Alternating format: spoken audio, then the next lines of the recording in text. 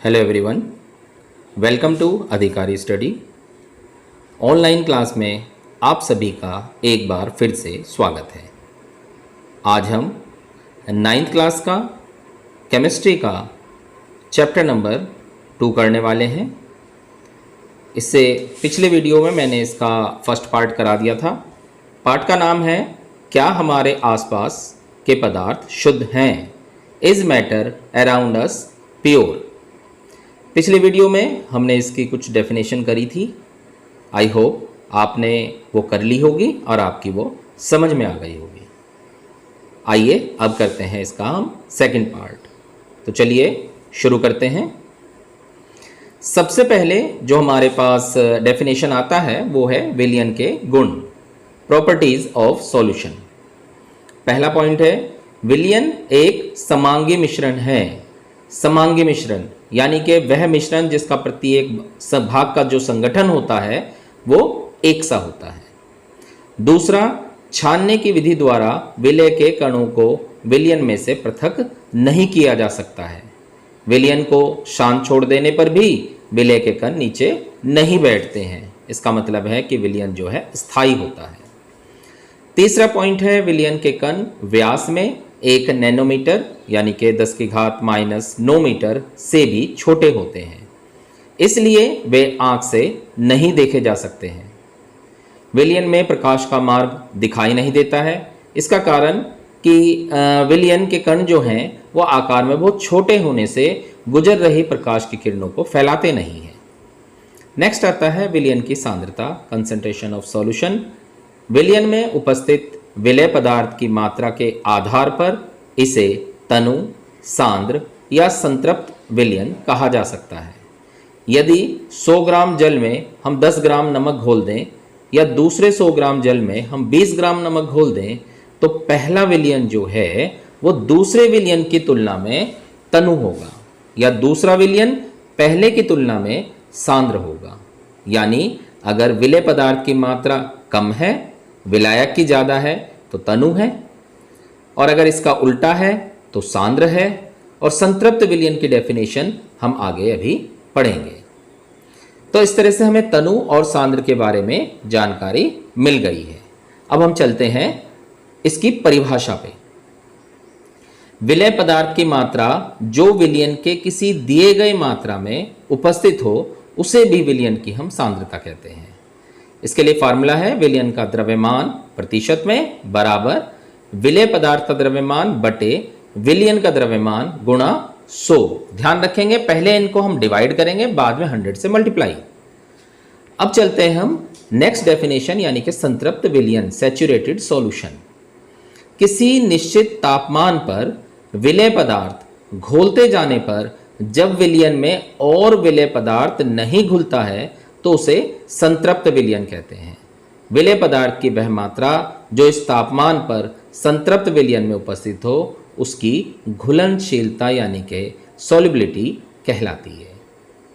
Next आता है हमारे पास कोलाइडी अवस्था, कोलाइडल स्टेट। जब किसी पदार्थ के कणों का आकार 10⁻⁻4 से 10⁻⁻7 सेंटीमीटर के क्षेत्र में होता है तथा पदार्थ के कण किसी माध्यम में परिक्षिप्त यानी कि वितरित यानी कि डिस्पर्स्ड होते हैं तो पदार्थ की इस अवस्था को कोलाइडी अवस्था कहते हैं। नेक्स्ट आता है क्रिस्टलाभ यानी क्रिस्टलॉइड्स। इन पदार्थों के जलीय विलयन चर्म पत्र झिल्ली में से शीघ्रता से गमन कर सकते हैं, अर्थात झिल्ली के एक ओर से दूसरी ओर आसानी से चले जा सकते हैं, जैसे चीनी, नमक और यूरिया। कहने का मतलब है हम इसे जब छानेंगे तो बड़े आराम से ये छन जाएगा। नेक्स्ट आता है कोलाइड्स यानी कि कोलॉइड्स। इन पदार्थों के जलीय विलयन चर्म पत्र झिल्ली में से शीघ्रता से गमन नहीं कर सकते, अर्थात झिल्ली के एक ओर से दूसरी ओर आसानी से नहीं जा सकते हैं, जैसे गोंद, सरेस आदि। यानी जो थिकनेस होता है, जो गाढ़ापन होता है, वो आप आसानी से छान नहीं सकते हो। नेक्स्ट आता है हमारे पास किसी विलायक में दूसरे पदार्थ के कणों को वितरित करने पर हमें 3 प्रकार के तंत्र प्राप्त होते हैं। पहला वास्तविक विलयन, दूसरा निलंबन और तीसरा कोलाइडी निकाय। थिकनेस के हिसाब से, पार्टिकल्स के हिसाब से, कणों के आकार के हिसाब से इनका डिवाइडेशन हो रखा है। सबसे पहले करते हैं हम वास्तविक विलयन यानी कि ट्रू सॉल्यूशन। यह एक समांगी मिश्रण है। समांगी मिश्रण बता ही दिया, प्रत्येक भाग का इसका संगठन एक समान होता है। इसमें विलय तथा विलायक के कणों का आकार लगभग बराबर होता है और यह लगभग 10⁻⁻8 सेंटीमीटर की श्रेणी में होता है। इन्हें शक्तिशाली सूक्ष्मदर्शी से नहीं देखा जा सकता, जैसे नमक का जल में विलयन। अगर हम इसमें नमक को ढूंढने लगे विलयन बनाने के बाद तो हमें वो नहीं दिखाई देगा।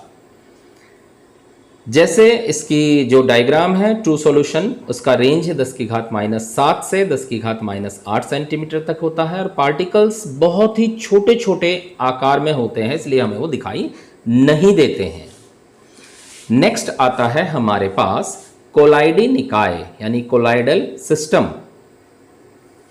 कोलाइडी निकाय को कोलाइडी विलयन भी कहते हैं। यह एक विषमांगी मिश्रण है यानी प्रत्येक भाग का संगठन एक समान नहीं रहता।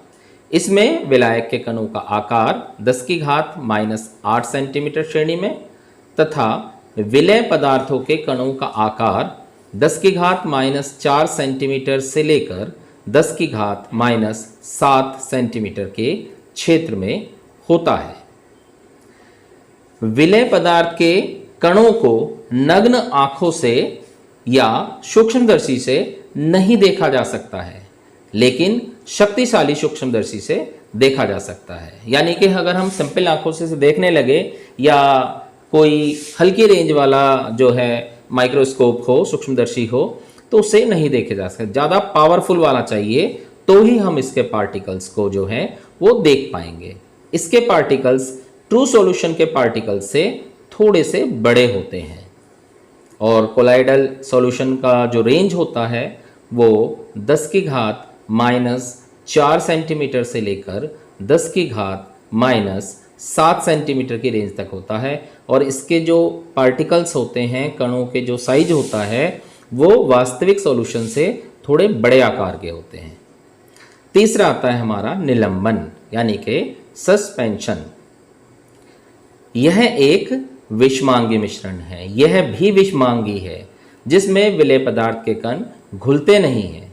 इसमें विलायक के कणों का जो आकार है वो लगभग 10⁻⁸ सेंटीमीटर की श्रेणी में तथा निलंबित कणों का आकार 10⁻⁻3 सेंटीमीटर से 10⁻⁴ सेंटीमीटर के क्षेत्र में होता है। इन्हें नग्न आंखों से भी देखा जा सकता है। जैसे मिट्टी में बालू के कणों को अगर हम जल में घोल दें तो उससे जो विलयन प्राप्त होगा उस विलयन में हमें वो पार्टिकल्स दिख जाएंगे। यानी हमने 3 बातें सीखी है। सबसे पहले हमने पढ़ा था वास्तविक विलयन। उसमें कणों का आकार बहुत छोटा होता है, उसे हम नग्न आंखों से नहीं देख सकते, सूक्ष्मदर्शी से भी चाहेंगे तो भी नहीं देख पाएंगे। दूसरा आता है हमारा कोलाइडी निकाय। इसको नग्न आंखों से नहीं देख सकते, लेकिन हम शक्तिशाली सूक्ष्मदर्शी से देख सकते हैं।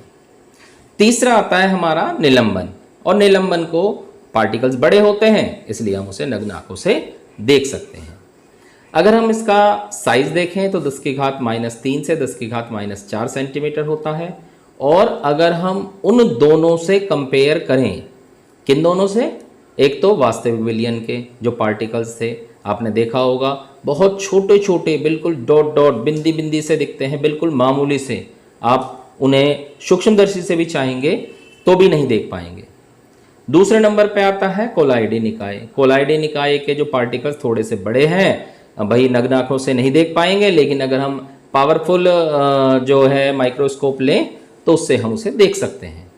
और तीसरे नंबर पे हमारा निलंबन आता है। निलंबन के पार्टिकल ज़्यादा बड़े होते हैं, वो इतने बड़े होते हैं कि हम नग्न आंखों से भी उसे देख सकते हैं। नेक्स्ट आता है परिक्षिप्त प्रावस्था तथा परिक्षेपण माध्यम, डिस्पर्स्ड फेज एंड डिस्पर्शियन मीडियम। एक वैज्ञानिक थे जिग्मांडी। तो जिगमांडी नामक वैज्ञानिक ने शक्तिशाली सूक्ष्मदर्शी द्वारा कोलाइडी विलयनों का निरीक्षण किया और यह पाया कि इन विलयनों में दो प्रावस्थाएं होती हैं, यानी दो कंडीशन होती हैं। इनमें से एक सतत प्रावस्था होती है जिसमें दूसरे पदार्थ के कण परिक्षिप्त यानी कि वितरित रहते हैं।